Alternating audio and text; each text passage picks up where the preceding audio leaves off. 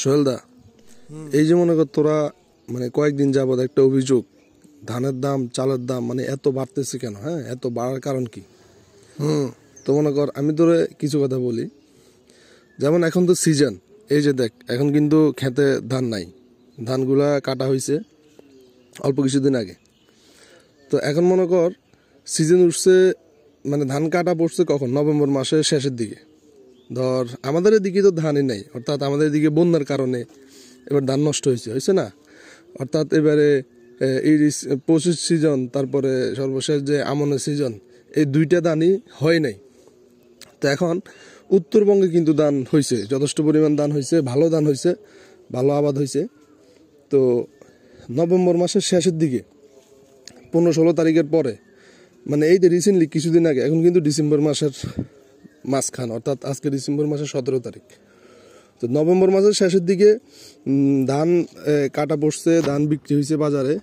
তখন কিন্তু আমি তোর যদি ছোট্ট একটা উদাহরণ দেই, যেমন ধর গত সিজন যখন নভেম্বর মাস পর্যন্ত আমাদের এই গত নভেম্বরে যে গত বছর 2023 সালের নভেম্বরে যে ধান বের হয়েছে, মনে কর গুটি সন্না ধান, তারপরে সন্না 5, এইগুলা কিন্তু এই বছরের নভেম্বর পর্যন্ত চলছে। তো এই বছরের নভেম্বর পর্যন্ত সর্বশেষ যে গুটি চাল আমরা কিনছি দিনাজপুরে, আমরা ওইটা কিনছিলাম 2600 টাকা, মানে সর্বোচ্চ দাম।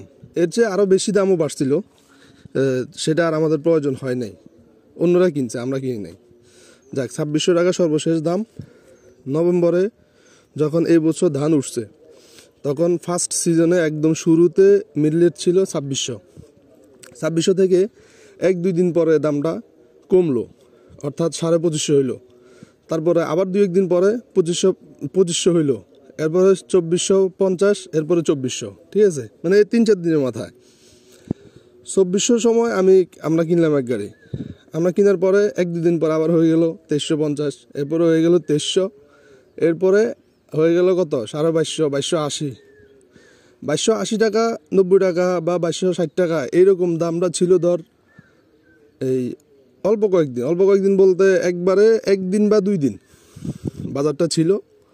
এরপরে হুট করে আবার বাজার বাড়তেছে, বাজার বাড়তে বাড়তে এই 2300 টাকা, 2350, 2400, 2450, 2500, হ্যাঁ, এরকম করতে করতে এটা এখন আবার 2500, 2550 পর্যন্ত হয়ে গেছে, 2550।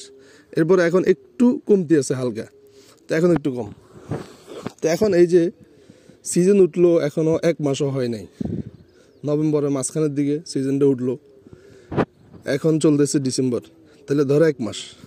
তাহলে আমরা কিন্তু এই চাল দিয়ে চলতে হবে কিন্তু আগামী বছরের নভেম্বর পর্যন্ত, গুটির কথা বলতেছি।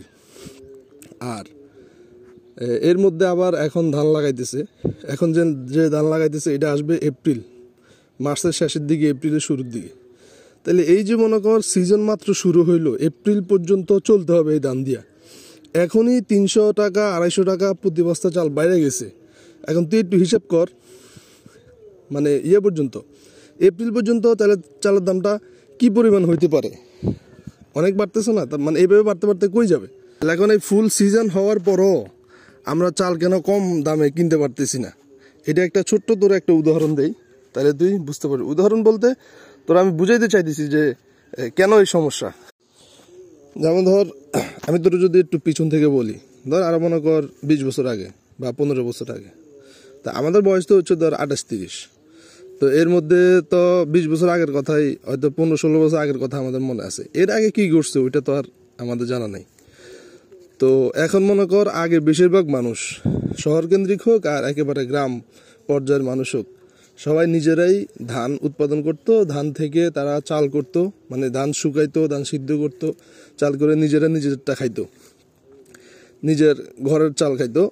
এবং নিজেদের গরু ছিল, হাঁস মুরগি ছিল, এখনও আছে হাঁস মুরগি, ওইগুলোর বিষয়ে আরেকদিন বলবো। তো ওটা করতো। তো এটা করার পরে ধর ধানের কুড়া, এটা গরুরে খাওয়াইতো, ধানের যে খ্যার ওইটা খাওয়াইতো গরুরে, তারপর নিজেরা ওই ধানের চাল খাইতো, তারপর ওটা থেকে যে খুদ বাইর হইতো ওইটা হাঁসেরে মুরগিরে খাওয়াইতো, ভাত রান্নার পরে ভাতের যে মার ওইটা গরুরে খাওয়াইতো। তো এইভাবে চলতো মানুষের জীবনযাপন। তো এখন কি হইলো, এখন বেশিরভাগ মানুষ ধান করে হাইব্রিড ধান, যেগুলো ভাত খাওয়া যায় না। হ্যাঁ, তো খাওয়া যায় না বলতে কেন, এগুলো ওই যে এই ফলন বেশি হয়, মনে কর মানে প্রতি 1 ঘন্টা আমাদের এইদিকে জায়গার হিসেবে আর কি, প্রতি 1 ঘন্টা দেখা গেছে আগে 2 মন 2.5 মন ধান হইতো, এখন ধান হইতেছে ধর তোর 5 মন 6 মন। তাহলে তুই স্বাভাবিকভাবেই যেই ধানের বীজের আবাদ বেশি হবে, পরিমাণে তুই ধান বেশি পাবি, ওইটাই করবি। সবাই এটাই করতেছে। এটা করার পরে এগুলো কিন্তু ভাত ভালো হয় না, ভাত নরম হয়, তারপরে ভাত আটা আটা থাকে, এরপরে ভাত ঝরঝরে হয় না। তো এই সমস্যার কারণে সে কী করে, তার যে ধানগুলা সেই ধানগুলো সে বিক্রি করে দেয়। তারপরে সে বাজারে যায়, দোকানে গিয়ে বলে যে আমাদের ভালো 1 বস্তা চাল দেন ভাত খাওয়ার জন্য, ঠিক আছে। এখন সে ধান চাষ করে ওটা দিয়ে ব্যবসা মানে প্রফিট হিসাব করলো, আর সে নিজের জন্য, নিজের ঘরের জন্য ভালো চাল কিনলো। তো আচ্ছা, এখন অধিকাংশ মানুষ এটা করার কারণে সে কিন্তু চাল কিনে খাইতে হইতেছে, 12 মাস কিনে খাইতেছে, অথচ সে কিন্তু ধান চাষ করে। তো এখন আমি তোরে একটু বুঝাই, যখন এই যে কর্পোরেট যে কোম্পানি, এই যে গ্রুপ অফ কোম্পানি, আমি নাম বলতে চাইতেছি না, তুই বুঝে নিস, এই গ্রুপ অফ কোম্পানিগুলো আরও 5-6 বছর আগে কিন্তু তাদের চালের বিজনেস ছিল না, রাইস মিল ছিল না, তাদের অন্য অন্য ব্যবসা ছিল। কারো মানে জায়গার ব্যবসা, মানে প্রপার্টির ব্যবসা, কারো আছে ধর সরিষার তেলের ব্যবসা, অন্য অন্য ব্যবসা ছিল, কিন্তু চালের ব্যবসাটা কি ছিল না। এখন তারা কি করছে, ইদানিং 5-6 বছরের মধ্যে রাইস মিল করছে, তারা চালের ব্যবসাও করে, ধান কিনতেছে, চাল করতেছে, এইভাবে। এখন তারা এই যে যখন থেকেই তারা এই কর্পোরেট কোম্পানিগুলা যখন থেকে তারা এই যে খাদ্যদ্রব্যের ব্যবসা জোরসোরভাবে শুরু করছে, তখন থেকেই তুই খেয়াল করে দেখবি যে নিত্যপণ্যের দাম আর কমে না। এখন তুই কার দোষ দিবি? তুই বলবি যে সিন্ডিকেট করতেছে, মজুদদার সিন্ডিকেট করে দাম বাড়াইতেছে।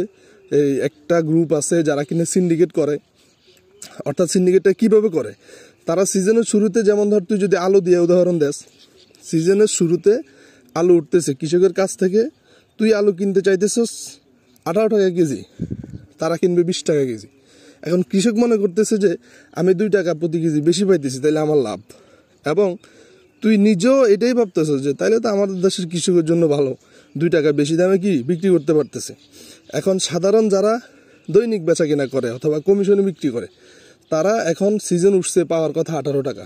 তোরে 18 টাকা দিয়ে জাস্ট উদাহরণ দিচ্ছি, এটা সময়ের সাথে সাথে দাম কম বেশি হইতে পারে। তো এখন আমার কথা যেটা, এটা হলো এই যে 20 টাকা ওই সিন্ডিকেট গ্রুপ বা মজুদদার গ্রুপ যারা আছে, হ্যাঁ, যারা মজুদ করে, স্টক করে, তারা কোল্ড স্টোরে তারা কি করতেছে, আলু স্টক করতেছে, এরকম অনেক সবজি। আচ্ছা, আলুটা না হয় তুই বাদে দিলি, অর্থাৎ আলু এটা কাঁচামাল, এটা তোর স্টক রাখতেই হবে, এটা তোর ইয়েতে রাখতে হবে, কোল্ড স্টোরে রাখতে হবে।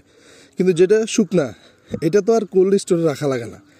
এটা কিছু দাম থাকবে গৃহস্থের কাছে, কিছু দাম থাকবে তোর ধান ব্যাপারীর কাছে, কিছু দাম থাকবে রাইস মিলে, মানে বিভিন্ন পর্যায়ে ধানগুলো থাকবে। সারা বছর কৃষক কী করবে, ধান বিক্রি করবে যখন তার টাকার প্রয়োজন হবে। তো এখন এমন একটা অবস্থা আসছে, প্রথমত কৃষক থেকে শুরু করি, আমি যদি এটা একটু বিস্তরভাবে যদি তোর সাথে আলোচনা করতে চাই, এটা হলো প্রথমে হচ্ছে কৃষকের সমস্যা। কৃষক এই যে লোন নিতেছে, বিভিন্ন ব্যাংক থেকে কিস্তি নিতেছে, কিস্তি নিয়ে সে 3 মাস মেয়াদি বা 4 মাস মেয়াদি সে একটা লোন নিচ্ছে। অর্থাৎ সে লোন নিয়ে ধানের বীজ, ধান চাষ করা, কৃষকের টাকা, হ্যাঁ, এইগুলা সে এই ব্যবস্থা করতেছে। যখন ধান বিক্রি করার সময় আসে, অর্থাৎ ধানটা যখন সে পায়, তার ফসল, এটা শুধু ধান না, যে কোনো ফসল, সে যখন ধান পায় তখন সেই ধানটা কী করে, বিক্রি করে, ধান বিক্রি করে সে লোন পরিশোধ করে। এখানে দেখা যায় কোনো কোনো ক্ষেত্রে তার লাভ হয়, কোনো কোনো ক্ষেত্রে লাভ হয় না। তো তার এই সঠিক সময় কিন্তু ধান বিক্রি করে দিতে হবে। তার নিজের ক্যাশ টাকায় খরচা এগুলো কিন্তু করতে পারে নাই, তার লোনের টাকায় করা হয়েছে, এই জন্য সে চাইলেও ধান তার কাছে রাখতে পারবে না। যদি তার নিজের টাকায় করতো তাহলে সে ধান রাখতো, যখন তার টাকার প্রয়োজন হইতো তখন ধান বিক্রি করতো। এখন এই ধানগুলো সে এই সময় বিক্রি করতেছে। এই সময়ে ওই যেটা আমি তোরে বললাম যে তাইলে 2600 টাকা দেখে গুটি স্বর্ণার দাম কমতে কমতে 2300 টাকায় কীভাবে আসলো, তখন কিন্তু এই কর্পোরেট কোম্পানিগুলা ইয়ে করে নাই, মানে ধান কিনা শুরু করে নাই।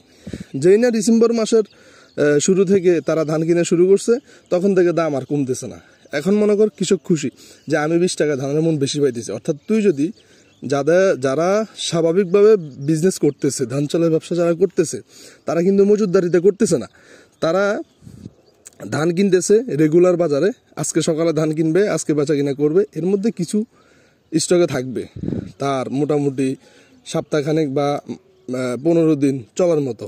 অর্থাৎ সে যদি 15 দিন ধান কিনতে না পারে কোনো কারণে, বৃষ্টি বাদল বা যে কোনো সমস্যার কারণে 15-20 দিন যদি ধান কিনতে না পারে, তার মিলটা যেন চলে, সেই অনুযায়ী সে কিন্তু ধান কিনবে। কিন্তু ওই যে 3 মাস 4 মাস 6 মাস 1 বছরের মজুদ একবারে করা, এটা করার মতো টাকাও তার কাছে নাই, জায়গাও তার কাছে নাই। কিন্তু কর্পোরেট কোম্পানির কাছে কিন্তু এটা আছে, টাকাও আছে, জায়গাও আছে, সে কিন্তু এটা করতেছে। তো এখন এই বড় কোম্পানিগুলো, কর্পোরেট কোম্পানিগুলো যখন এই ধান কিনা শুরু করছে, এখন ধানের দাম কিন্তু বাড়তেছে।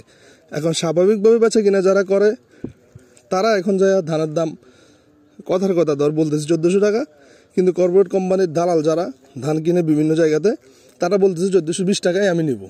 কারণ তাদের তো চিন্তা নাই, তারা 1420 টাকা, মনে 20 টাকা কিনে যদি তারা স্টক করে, মনে কর 5টা 6টা কোম্পানি সমস্ত ধান তারা স্টক করে রেখে দেয়, এরপরে 2 মাস 3 মাস পরে দেখবি যে মার্কেট খালি। মার্কেটে আর কি ধান নাই, কৃষকের কাছেও নাই, ধান ব্যাপারীর কাছেও নাই, ছোটোখাটো মিলেও নাই, আছে কার কাছে? কর্পোরেট কোম্পানির কাছে। তখন তুই বাধ্য হইয়া কর্পোরেট কোম্পানি যেই দাম বলে ওই দামেই তুই কিনতে হবে। আমি তোর কথাটা কতটুকু বুঝাইতে পারছি, তুই বুঝছিস কিনা? তো এখন তুই বলবি যে তাহলে এখন এই সমস্যা থেকে আমরা সমাধান কিভাবে করতে পারি, যেখানে বড় বড় ম্যাজিস্ট্রেট জরিমানা করে, তারপরে বিভিন্ন সরকারি বিভিন্ন তদারকি হয়, গোডাউন চেক করে, যা কিছু করে, তারপরেও তাদেরকে থামাইতে পারতেছে না।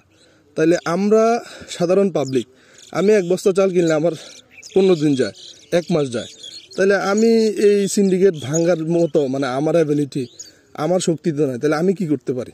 আচ্ছা, তুই যে কি করতে পারস এইটা আমি বলতেছি তোরে এই কালকে, আগামীকালকে, ঠিক আছে? আজকে একটু পর্যন্ত রাখ, কারণ তোর বেশি সময় নষ্ট করতে চাই না।